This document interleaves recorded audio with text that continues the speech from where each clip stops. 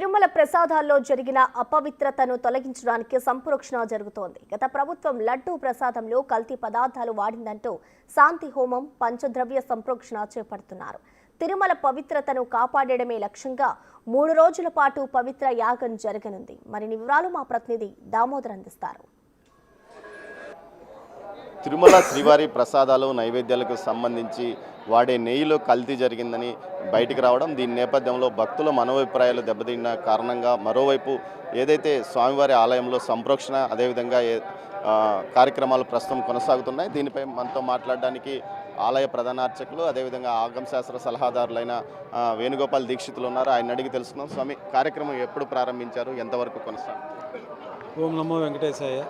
తిరుమల క్షేత్రంలో ఇటీవల నెయ్యిలో కల్తీ ఉన్నదని మనకి అధికారాల ద్వారా తెలియడం, ల్యాబ్ రిపోర్ట్ల ద్వారా తెలియడంతో భక్తులందరిలో, మాలో కూడా అందరిలో భయాందోళనలు నెలకొన్నాయి. ఆ భయాందోళనలన్నీ పోవడానికి మనం ఆగమ సలహా మండలంతా కూర్చొని ఈ విషయం తెలిసిన తర్వాత సుదీర్ఘంగా ఆగమ శాస్త్రాల్లో విషయాలన్నీ పరిశీలించిన మీదట మనకి పవిత్రోత్సవాల ముందే ఈ నెయ్యిని మార్చడం జరిగింది. దానికి ముందు వాడిన నెయ్యిలో ఎక్కడో ఈ యొక్క దోషాలు ఉన్నట్టు గుర్తించడం, ఆ విషయాన్ని మనకి ల్యాబ్లో వచ్చిన టెస్ట్ రిపోర్ట్ల ద్వారా తెలియడంతో పవిత్రోత్సవాలతోటి ఈ యొక్క దోషాలన్నీ తొలగిపోతాయి. సంవత్సరజనిత సర్వదోష ప్రాయశ్చిత్తార్థమే ప్రతి ఏటా శ్రావణ మాసంలో 3 రోజుల పాటు పవిత్రోత్సవాలు నిర్వహిస్తారు. ఆ పవిత్రోత్సవాల ద్వారానే ఈ దోషమంతా తొలగిపోయింది. అయినా ఆ విషయం మనకి గత 4-5 రోజుల ముందు ల్యాబ్ రిపోర్ట్ల ద్వారా తెలిసిందని భక్తులందరూ కూడా మనకు భయాందోళనకు గురవుతూ ఉండడం, మేమందరం కూడా భయాందోళనకు గురయ్యి తర్వాత శాస్త్రాలంతా పరిశీలించిన మీదట కొంత ఉపశమనం కలిగి తర్వాత పవిత్రోత్సవాల్లో అదంతా శుద్ధి అయిందని, ఆ ప్రసాదాల్లో ఎటువంటి దోషాలు అంటవు మనం చేసిన పవిత్రోత్సవాల వల్ల అనే విషయాన్ని మనకు ఆగమ శాస్త్రాల ద్వారా తెలుస్తూ ఉన్నది. ఆ విధంగా జరిగిన దోషాలన్నిటికీ కూడా పవిత్రోత్సవాల్లో దోషాలు పరిసమాప్తం అయిపోయాయి. తర్వాత మనకు ఆ విషయం తెలిసిన తర్వాత ఇంకా ఎక్కడన్నా ఆ యొక్క శేషం ఉంటుందేమో అని చెప్పి ఊహల్లో అపోహాలు, మనం శ్రవణం ద్వారా ఆ విషయం విన్నందువల్ల మనం ఏదో ఒకటి చేయాల్సిన కార్యక్రమం ఉంటుంది అని మనం పరిశీలించి శాంతి హోమం కింద ప్రత్యేకంగా ఈరోజు కార్యక్రమాన్ని నిర్వహించడం జరుగుతున్నది. ఈ శాంతి హోమంలో 3 హోమగుండాలని మనం బంగారుబావి వద్ద యాగశాల వద్ద నిర్మించి అక్కడ ప్రత్యేకమైన శాంతి హోమాలు, వేదపారాయణం ద్వారా చతుర్వేదాల్లో ఉన్నటువంటి శాంతి మంత్రాలతోటి జపాలు, అట్లాగే దివ్య ప్రబంధ పారాయణంతో వైభవంగా ఆ శాంతి కోసమే ప్రత్యేకమైన పారాయణాలన్నీ జరుగుతూ ఉన్నాయి. ప్రత్యేకమైన హోమాల్లో కూడా విశేషమైన ఆగమోక్తమైన మంత్రాలతో హోమాన్ని నిర్వహిస్తూ ఉన్నారు. ఈ యొక్క ప్రాంతాల్లో నెయ్యి వాడిన ప్రాంతాల్లో అంతా ఆ యొక్క ద్రవ్యాలు, ఇతరత్ర సామగ్రిలు అంతా కూడా శుద్ధి కోసమై వాస్తుతోటి మనం ఇప్పుడు వాస్తు పర్యగ్నీకరణ జరగడం జరిగింది. తర్వాత పంచగవ్యాలకు ప్రత్యేకమైన ఆరాధన చేసి ఆవు పాలు, ఆవు పెరుగు, ఆవు యొక్క నెయ్యి, ఆవు మూత్రము, ఆవు పేడకి ప్రత్యేకమైన పూజలు చేసి ఆ యొక్క పవిత్రమైన ద్రవ్యంగా మనకు ఆగమ శాస్త్రాల్లో చెప్పబడింది. మనకి ఎలాంటి దోషాలైనా కానీ మన శరీరంలో ఉన్న సమస్త దోషాలు కూడా ఈ పంచగవ్యాలు ప్రాసన చేస్తే, అంటే తీర్థంలాగా తీసుకుంటే పోతాయి. అట్లాగే గోమూత్రం స్వీకరించిన మనకి సమస్త దోషాలు పోస్తాయన్నది కూడా మనకు ఆగమ శాస్త్రాల్లో చెప్పబడింది. ఆ ప్రత్యేకమైన ఆ గోవుకు సంబంధించిన ఈ పదార్థాలన్నిటికీ ప్రత్యేకమైన పూజ చేసి ఈ యొక్క ద్రవ్యాలు వాడిన ప్రదేశాల్లో, వాడిన పరికరాల్లో అంతా కూడా మనం పంచగవ్య ప్రోక్షణ, కుంభ ప్రోక్షణ చేయడం జరిగింది. ఈ యొక్క కార్యక్రమాలన్నీ ఆలయంలో జరుగుతూ ఉన్నాయి.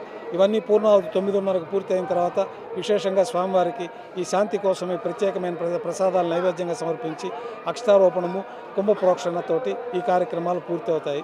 భక్తులు ఎవరు కూడా ఎలాంటి ప్రసాదాల గురించి ఆందోళన చెందవలసిన అవసరం లేదు. స్వామివారికి ఆగమ శాస్త్రాల్లో చెప్పబడిన విధంగా మనం చేసే కార్యక్రమాల్లో సమస్త దోషాలు తొలగిపోతాయి. అట్లాగే శ్రీవారి ఆలయంలో ప్రతిరోజు ఉదయం సాయంత్రం మన యాగశాల వద్ద నిత్యహోమం జరుగుతూ ఉంటుంది.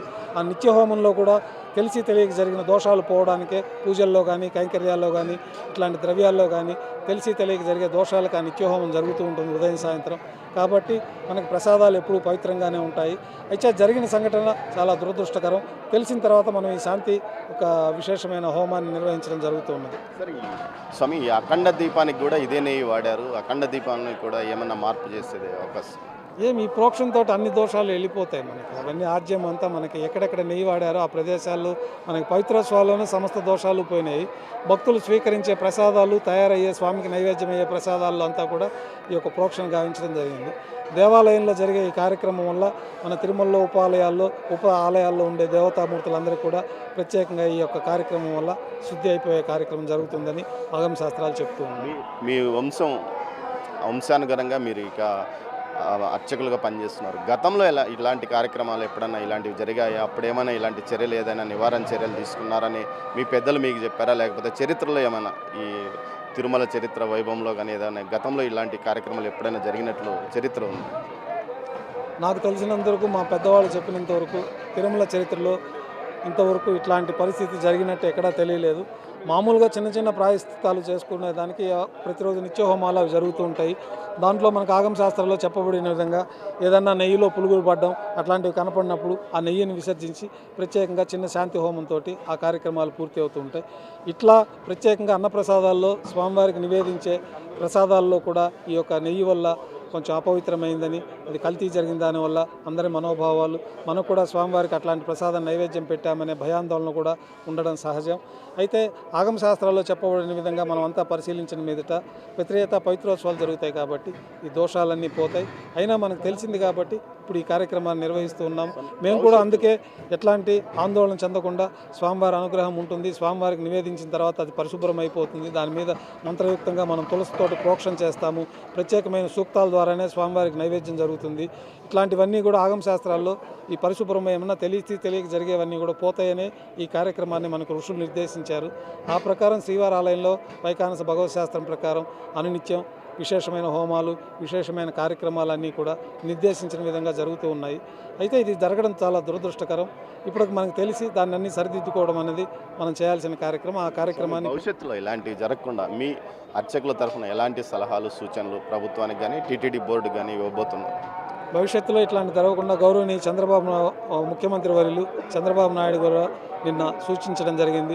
ఎటువంటి పరిస్థితుల్లోనూ అన్ని సామాన్లు పరిశుభ్రంగా చెక్ చేసి దాని యొక్క క్వాలిటీ నిర్ధారించుకొని స్వామివారి వినియోగానికి, తయారీకి, స్వామివారికి తయారయ్యే ప్రసాదాలకి వినియోగించాలని చెప్పి సూచన చేయడం జరిగింది. అదంతా అడ్మినిస్ట్రేషన్లో కొత్తగా ల్యాబ్ ఏర్పాటు చేస్తామన్నారు. ఉండే ఒక ప్రస్తుత ల్యాబ్లో కూడా ఇవన్నీ టెస్ట్ చేసే లోపలికి వస్తున్నాయన్నది మనకు తెలుస్తూ ఉన్నది. కాబట్టి ఎలాంటి ఆందోళనలు చెందకుండా మనం జాగ్రత్తగా పరిశీలించి దాన్ని సప్లై చేసేవారు కూడా స్వామివారి యొక్క అనుగ్రహము, ఆగ్రహము వాళ్ళకి లేకుండా ఉండాలంటే, ఆగ్రహం లేకుండా ఉండాలంటే సవ్యమైన పదార్థాలు, నిర్దేశించిన పదార్థాలనే స్వామివారికి సప్లై చేయాలని కోరుకుంటూ ఉన్నాం. మీరు నిన్న సీఎం గారిని కలిసారు. ఆయన వైపు నుంచి ఎలాంటి సలహాలు చెప్పారు? సీఎం గారు కూడా ఎటువంటి పరిస్థితుల్లో ఆలయ సాంప్రదాయాలు, ఆచారాల విషయంలో మీరు రాజీ పడకూడదు. అట్లేమన్నా మీరు రాజీ పడితే ఆ దోషం మీకుంటుంది, మీతో పాటు ప్రజలందరికీ కూడా ఉంటుంది. కాబట్టి ఇట్లాంటివి ఏదైనా జరిగినప్పుడు దానికి ఆగమోక్తంగా నిర్వహించాలని కార్యక్రమాలన్నీ కూడా మీరు పరిశీలించి దాన్ని మీ ఆగమ శాస్త్రాల్లో చెప్పిన విధంగా మీరు నిర్వహించి భక్తులందరిలో ఉన్న భయాందోళన పోగొట్టడం, స్వామివారికి ఎలాంటి లోపాలు లేకుండా కైంకర్యాలు జరిగే విధంగా మీరందరూ నిర్వర్తించవలసిందని చెప్పి మాకు ప్రత్యేకంగా సూచించడం జరిగింది.